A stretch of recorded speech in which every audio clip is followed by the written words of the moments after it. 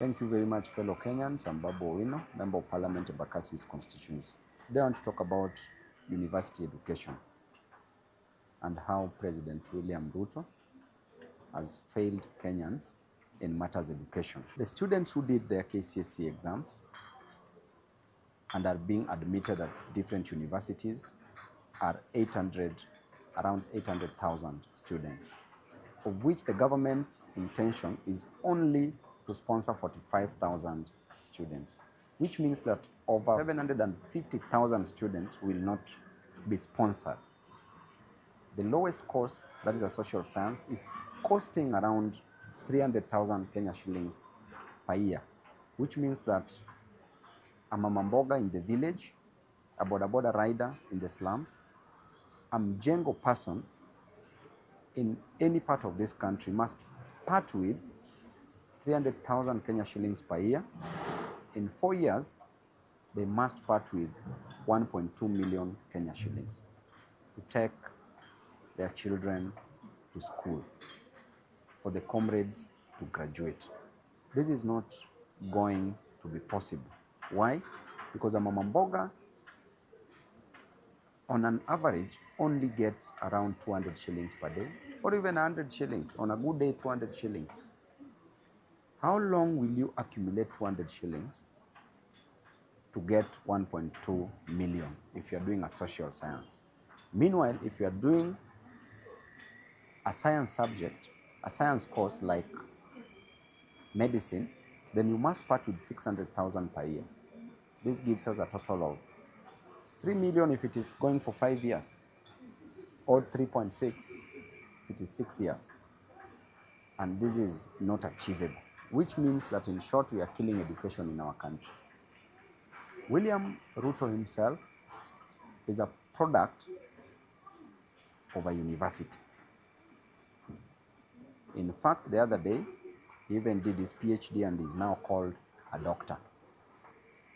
If you value that education that much, why are you destroying the lives of other Kenyans?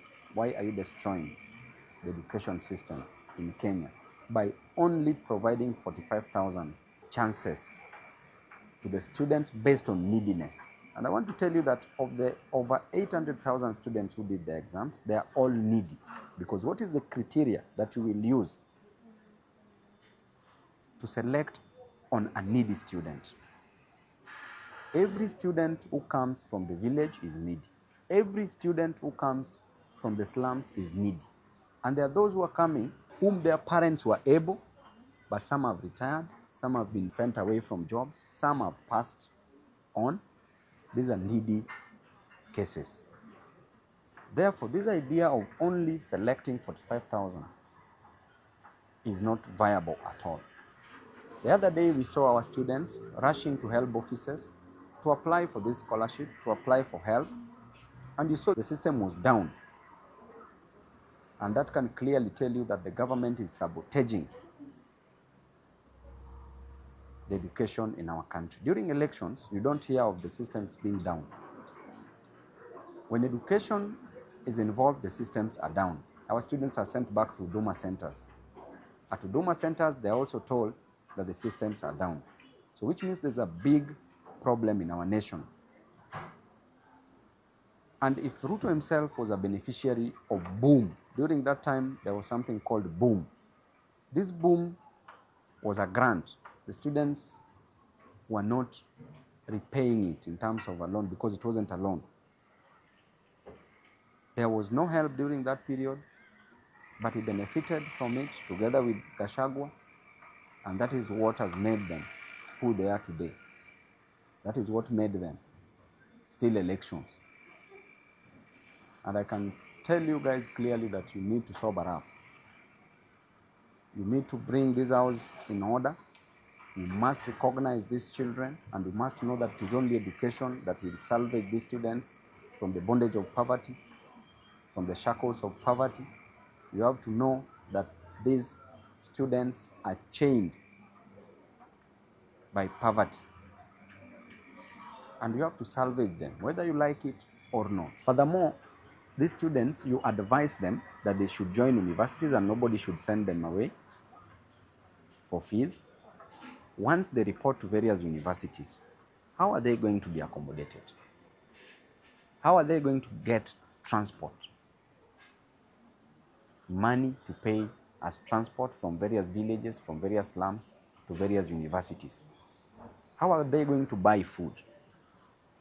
How are they going to generally survive in various universities? I advise the president to go to the old way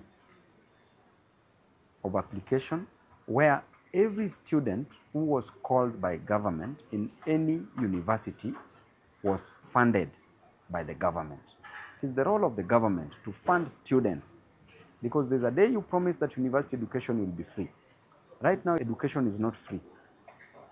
So you are literally killing the education system in this nation, and we are not going to give you this opportunity just to run over us, because we are closer to the future than you. You only have a few years to leave office, but we are still here, and we will not allow you to destroy this nation under our watch. Thank you.